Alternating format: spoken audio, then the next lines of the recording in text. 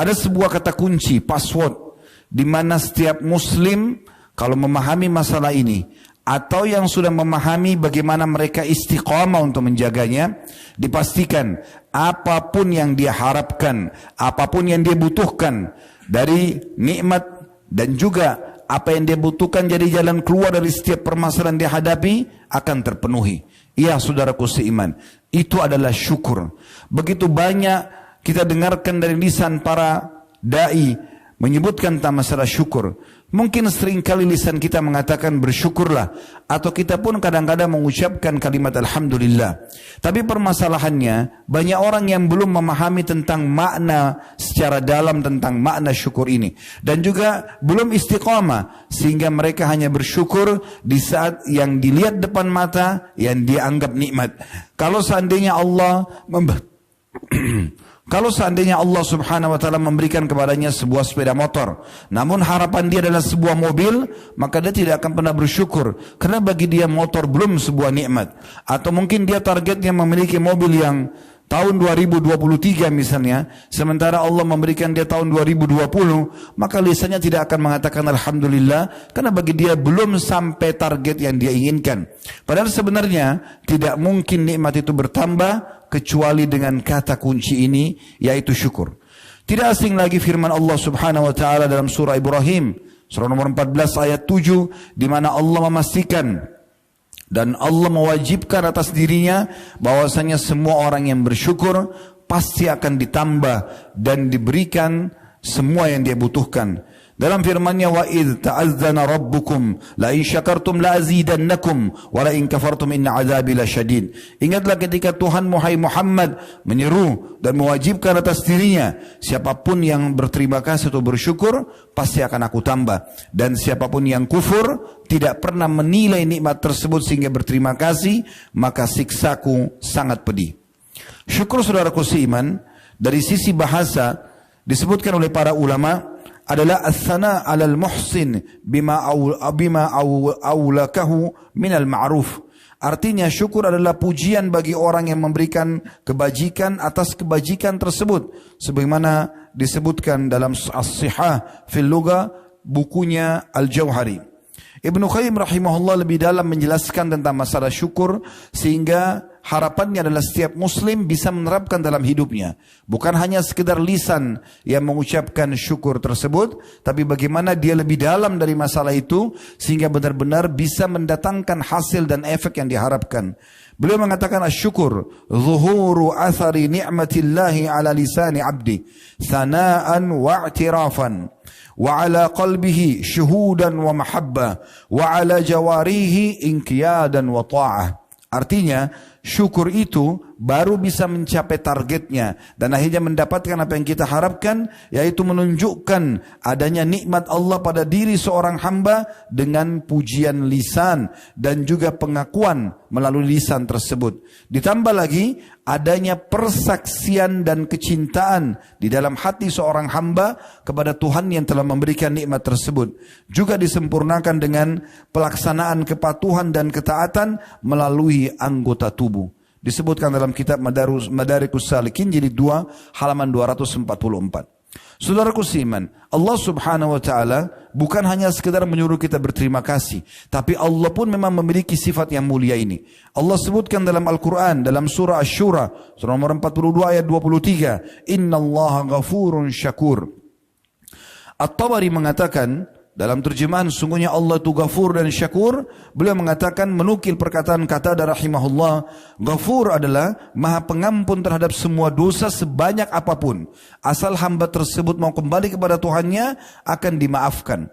Begitu juga dengan Syakur, adalah zat yang maha membalas dengan berlipat ganda dengan hanya berterima kasih sedikit saja kepadanya. At-Tabari menyebutkan di jilid 21 halaman 531. Juga dalam firman Allah yang lain dalam surah Taghabun, surah nomor 64 ayat 17, Allah berfirman, Wallahu syakurun halim. Ibnu Katsir mengatakan makna Allah itu adalah zat yang maha syakur dan halim, ialah memberikan balasan kebaikan dengan ganjaran yang melimpah. Jadi walaupun hanya dengan syukur sedikit, maka ganjarannya akan sangat besar. Tafsir Quranul Azim, jilid 8 halaman 141. Allah subhanahu wa ta'ala juga memuji dan memerintahkan para nabi-nabi dan rasulnya agar selalu bersyukur. Contoh misalnya tentang Nabi Nuh alaihissalam disebutkan dalam surah Isra, surah nomor 17 ayat 3. Dzurriyyatan man hamalna ma'a Nuh innahu kana 'abdan syakura.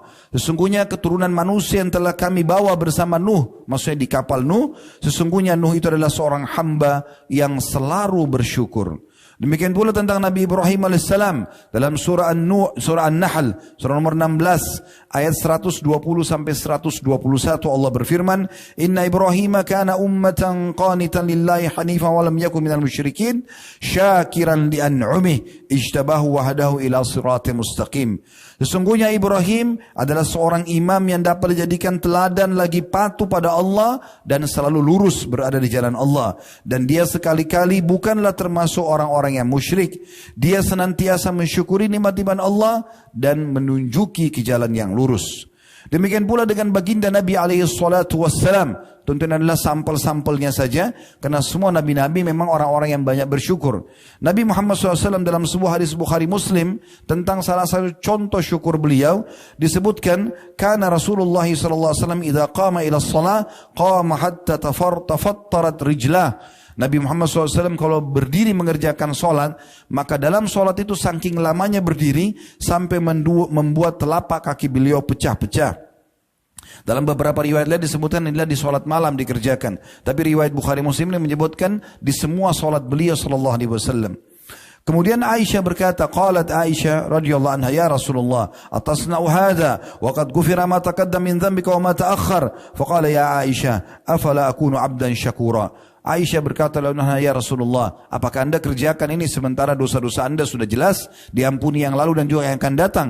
Maka jawaban Nabi SAW, bukan beliau mengatakan, karena ini Allah perintahkan, karena ini saya harus lakukan sebagai seorang hamba. Beliau mengatakan, apakah tidak pantas aku menjadi seorang hamba yang bersyukur?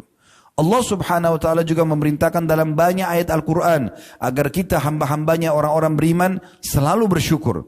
Dalam banyak firman-Nya diantaranya Allah sebutkan dalam surah Al-Baqarah surah nomor 2 ayat 172 yang berbunyi, ya ayyuhalladzina amanu kulu min thayyibatin ma razaqnakum washkuru lillahi in kuntum iyyahu ta'budun. Hai sekalian orang-orang yang beriman, makanlah, nikmatilah nikmat yang telah kami berikan dari hal-hal yang baik sebagai rezeki untuk kalian, dan bersyukurlah kepada Allah kalau kalian menyembah kepadanya. Tugas kita saudaraku seiman menikmati dan berterima kasih saja. Kalau lapar, kita tinggal mencari makanan yang kita inginkan sesuai dengan kemampuan kita, nikmatin dengan lidah kita, menikmati gurihnya, manisnya, ya asinnya dan seterusnya. Kemudian setelah itu kita bersyukur kepada Allah SWT. Tidak lebih daripada itu. Makanan tersebut kalau sudah lewat ukuran sepertiga dari jari kita pun di tenggorokan, kita sudah tidak pernah punya andil dalam makanan tersebut. Semuanya sudah teratur rapi. Ibarat tubuh kita ini sebuah pabrik yang sangat besar, memiliki jutaan lift yang sudah akan membawa komponen-komponen makan tersebut yang dibutuhkan oleh tubuh sebagai nutrisi dan juga yang tidak dibutuhkan sebagai kotoran yang akan dibuang oleh manusia. Demikian pula dalam firman Allah subhanahu wa ta'ala yang sangat masyhur dalam surah Al-Baqarah surah nomor 2 ayat 152, fadhkuruni azkurkum washkuruli wala takfurun. Selalulah ingat kepadaku kata Allah, dan selalulah berterima kasih bersyukur kepadaku, dan jangan pernah kalian kufur. Makna kufur adalah memungkiri nikmat Allah subhanahu wa ta'ala atau mengecilkannya sehingga seakan-akan dia bukan sebuah nikmat. Banyak orang menganggap bahwasanya sakit itu adalah murni cobaan. Padahal sebagian ulama salaf memandangnya adalah sebuah nikmat yang besar. Karena dengan sakit dia bisa memahami makna kesehatan itu. Begitu juga dengan lapar. Dengan lapar kita bisa merasakan nikmatnya makanan tersebut. Kalau orang sudah kenyang, dihidangkan makanan seenak apapun, dia tidak akan merasakan kenikmatannya. Ternyata lapar bukan cuma sekedar murni sebuah cobaan, tapi juga langkah untuk bisa menikmati nikmat yang sedang ada sehingga kita bersyukur. Demikian juga dengan haus, demikian juga dengan capek. Semuanya itu adalah sebuah langkah-langkah dan upaya dari Allah subhanahu wa ta'ala agar hambanya bersyukur kepadanya. Demikian juga Allah subhanahu wa ta'ala menyebutkan dalam surah Az-Zumar surah nomor 39 ayat 7, wa in tashkuru yardahu lakum. Kalau kalian berterima kasih maka dia akan ridha kepada kalian. Makna Allah ridha, Allah akan penuhi semua kebutuhan kalian, Allah akan maafkan kesalahan kalian, Allah akan berikan solusi dari masalah-masalah kalian. Allah juga menyebutkan dalam surah An-Nahl surah nomor 16 ayat 78. Wallahu akhrajakum min butuni ummahatikum la ta'lamuna syai'a wa ja'ala lakumus sam'a wal absara wal afidata la'allakum tashkurun. Allah lah satu-satunya yang telah membuat kalian lahir keluar dari perut ibu kalian, sementara kalian tidak mengetahui apa-apa, dan dialah yang telah menjadikan untuk kalian pendengaran, penglihatan dan hati nurani agar kalian bersyukur. At-Tabari berkata rahimahullah dalam tafsir surah Al-Imran surah nomor 3 ayat 145 ayat selanjutnya, wasanajzi syakirin, dan pasti kami akan berikan balasan yang melimpah bagi orang yang suka bersyukur. Beliau mengatakan maksudnya karena bersyukur Allah akan memberikan kebaikan yang dijanjikan di akhirat dan rezeki yang melimpah di dunia. Tafsir yang diambil dari At-Tabari jilid 7 halaman 263. Kemudian Allah Subhanahu wa taala juga memastikan dalam surah An-Nisa surah nomor 4 ayat 147. Kalau orang bersyukur bukan hanya sekedar diberikan nikmat, tapi akan diselamatkan dari siksaan. Sebagaimana Allah berfirman, "Ma yaf'alullahu bi'adzabikum in syakartum wa amantum." Bagaimana bisa Allah menyiksa kalian sementara kalian masih bersyukur dan beriman? Tidaklah Allah Subhanahu wa taala akan menyiksa kalian, itu maknanya bila kalian bersyukur dan juga beriman. Dan dalam nikmat ini Allah Subhanahu wa taala menyuruh dalam firman-Nya yang lain agar kita selalu menyebut-nyebutnya. Dalam surah Ad-Duha yang masyhur surah nomor 93 ayat 11, wa amma bi ni'mati rabbika fahaddits. Dan nikmat-nikmat yang diberikan oleh Rabbmu perbanyaklah menyebutnya. Artinya berterima kasih kepadanya dan juga menyebutnya di depan makhluk bahwasanya ini nikmat Allah yang melimpah diberikan kepadaku. Kita akan sempurnakan teman-teman sekalian, saudaraku seiman, khutbah ini dengan cara bersyukur. Ini yang poin terpenting dalam masalah khutbah Jumat ini, agar setiap orang di antara kita bubar dari khutbah Jumat ini dan membawa hadiah penting ini, bahwasanya syukur itu seperti ini caranya, bukan hanya sekedar lisan. Tadi sudah dijelaskan perkataan Ibnu Qayyim rahimahullah, tapi ada beberapa hal yang akan kita susunkan poin demi poin. Semoga Allah ikhlaskannya dan Allah jadikan sebagai pegangan hidup kita.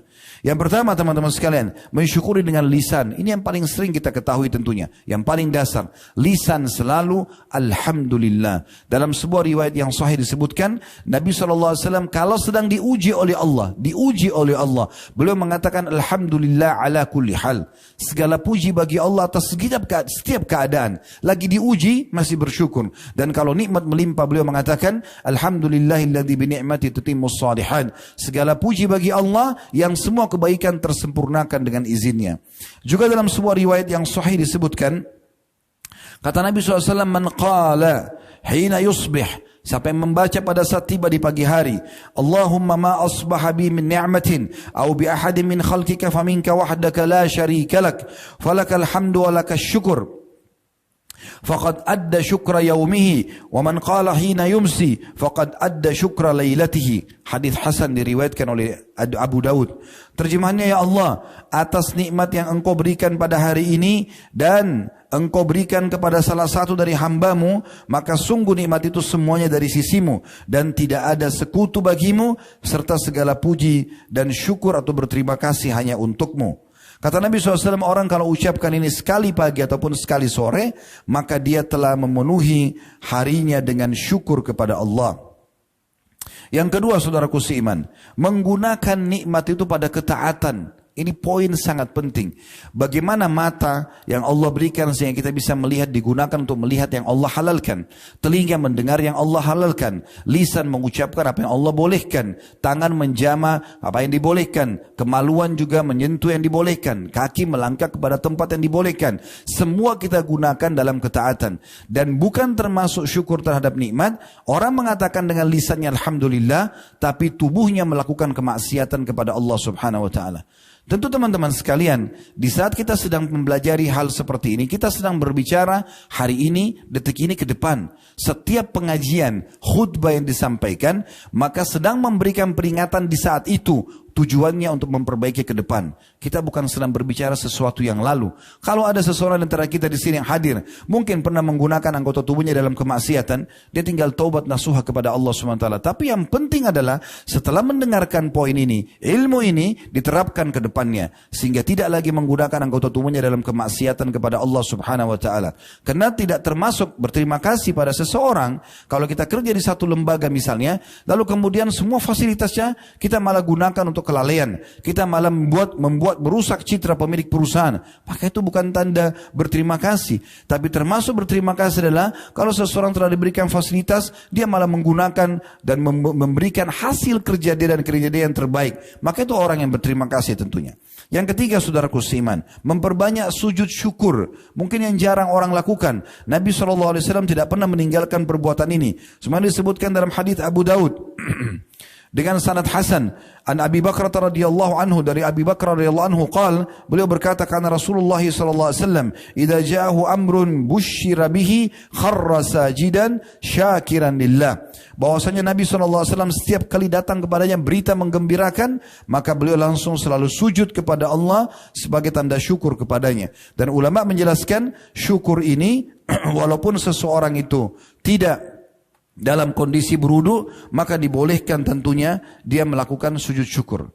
Yang keempat, memiliki sifat qanaah. Qanaah berarti merasa cukup dan membesarkan nikmat yang sedang ada. Walaupun hanya sepiring nasi dengan sepotong tempe misalnya, besarkan nikmat itu. Pikirkan dan bayangkan berapa banyak orang di luar sana untuk mendapatkan porsi yang sama tidak bisa. Nabi SAW mengingatkan dalam sebuah hadis yang sahih. Kata beliau, kalau Allah sedang memberikan nikmat, lihatlah orang yang di bawah kalian. Maka itu akan lebih memudahkan kalian bersyukur.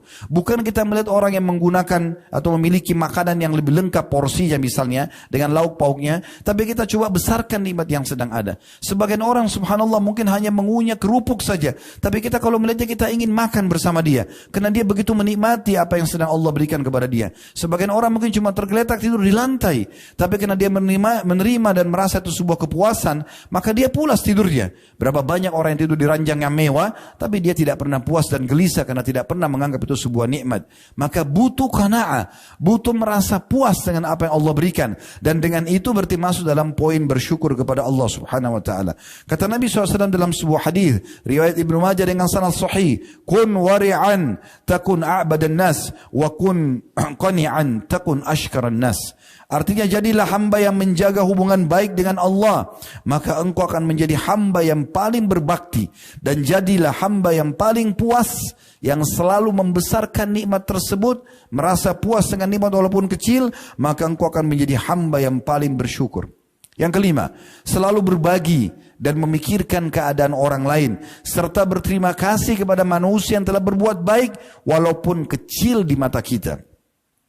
Disebutkan dalam sebuah hadis, kata Nabi SAW riwayat Abu Daud hadis sahih, man sana'a ilaikum ma'rufan fakafi'uh fa in lam tajidu ma tukafi'uhu fad'u lahu hatta taraw annakum qad kafa'tumuh.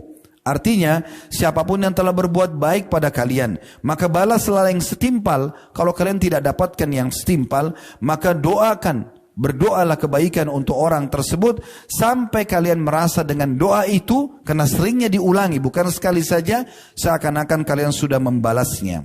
Dalam riwayat yang lain, riwayat Tirmidzi dengan sanad hasan, kata Nabi SAW, man suni'a ilaihi ma'rufa, siapa yang telah tiba padanya perbuatan baik orang lain, faqala li fa'ilihi, lalu dia mengucapkan kepada orang yang telah berbuat baik kepadanya, jazakallahu khairan, semoga Allah membalas anda dengan kebaikan. Perhatikan ada kata khairannya, semoga Allah balas anda dengan kebaikan. Jazakallah, semoga Allah balas, khairan, kebaikan. Seringkali telinga saya mendengarkan sebagian ikhwan mengatakan jazakallah, jazakallah, tidak ada khairannya. Sudah Nabi SAW mengucapkan, dan khair adalah doanya. Siapa yang mengucapkan kepada pemberi kebaikan tersebut, jazakallahu khairan, semoga Allah membalas anda dengan kebaikan, faqad ablaga fis sana, sungguh dia telah memberikan pujian yang sangat luar biasa.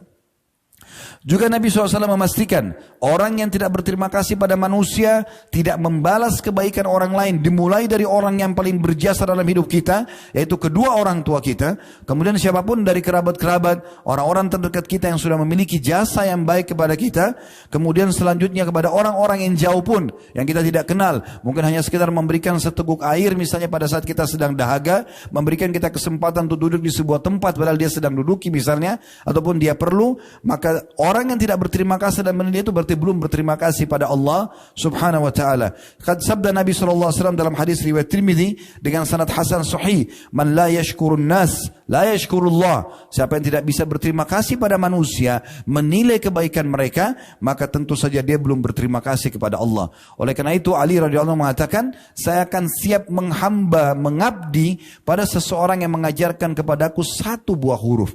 Apalagi kalau guru kita yang sudah mengajarkan kepada kita banyak sekali ilmu. Begitu juga Umar bin Khattab mengatakan, saya akan terus berterima kasih seumur hidup saya pada seseorang yang mengingatkan tentang satu kekurangan saya. Kalau ada orang yang menasihati kita, saudaraku, akhi, itu salah, itu kurang, itu harus begini, maka itu harus kita kenang seumur hidup kita sebagai rasa syukur kepada Allah Subhanahu wa taala.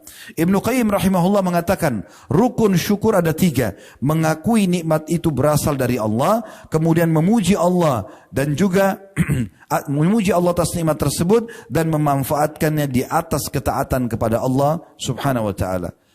Dalam hal menyebut dan menilai syukur yang atau nikmat yang kecil ini sehingga akhirnya kita menganggapnya sebagai sebuah besar, itu dalilnya adalah hadis riwayat Ahmad dan dihasankan oleh Syekh Albani, kata Nabi SAW, man la yashkurul qalil man lam yashkurul qalil lam yashkurul katsir. Siapa yang tidak coba berusaha berterima kasih dan bersyukur terhadap hal yang kecil, baik itu sama manusia berterima kasih padanya atau kepada nikmat Allah yang mungkin kecil di mata dia, maka pastikan dia tidak akan pernah berterima kasih pada hal yang besar. Ibnu Hazm rahimahullah juga mengingatkan sebuah statement penting berhubungan dengan masalah ini. Beliau mengatakan, kullu nikmatin la tuqarribu minallahi azza wa jal fahuwa baliyah atau musibah. Semua nikmat yang tidak bisa membawa seorang hamba lebih dekat kepada Allah, maka pastikan itu adalah sebuah musibah. Diambil dari Hilyatul Auliya, jadi 1 halaman 497. Makna daripada perkataan Ibnu Hazm rahimahullah adalah menguatkan apa yang sudah kita jelaskan tadi, kalau seorang hamba harusnya menggunakan nikmat tersebut di dalam ketaatan kepada Allah Subhanahu wa taala. Kemudian juga Al-Baihaqi meriwayatkan sebuah riwayat yang menarik untuk ditambahkan di sini sebagai penutup adalah sabda Nabi SAW, la yarzuqullahu abdan la yarzuqullahu abdan syukra fayuhrimuhu az-ziyadah. Atau artinya, itu kurang lebih artinya, Allah tidak akan mungkin memberikan kesempatan seorang hamba berterima kasih sementara Allah mengharamkannya dari tambahan. Artinya dipastikan akan ada tambahan. Al-Hasan Basri rahimahullah berkata, sungguhnya Allah memberi nikmat kepada siapa saja yang dia kehendaki. Jika seseorang tidak mensyukurinya, maka akan berbalik menjadi siksa. Bahkan Nabi SAW mengatakan dalam sebuah hadis yang sahih, kalau engkau melihat nikmat Allah melimpah pada seorang hamba yang melakukan kemaksiatan, ketahuilah itu adalah salah satu tahapan siksaan. Dan hati-hati teman-teman sekalian, dari banyaknya rezeki yang tertahan dari Allah Subhanahu wa taala tidak diberikan kepada seorang hamba justru karena dosa yang dia lakukan. Oleh karena itu jangan pernah gunakan nikmat dalam kemaksiatan kepada Allah. Sebagaimana hadis riwayat Ibnu Majah, kata Nabi SAW, wa inna rajula la yahrumur rizqa bidzambi yusibu. Sesungguhnya seseorang bisa saja terharamkan dari rezeki yang harusnya dia dapatkan karena dosa yang dia lakukan. Aqulu qauli hadza, saya sudah mengucapkan perkataan ini, wa astaghfirullah li wa lakum, dan saya beristighfar kepada Allah dan ngajak jamaah istighfar kepada Allah, fastaghfiruhu innahu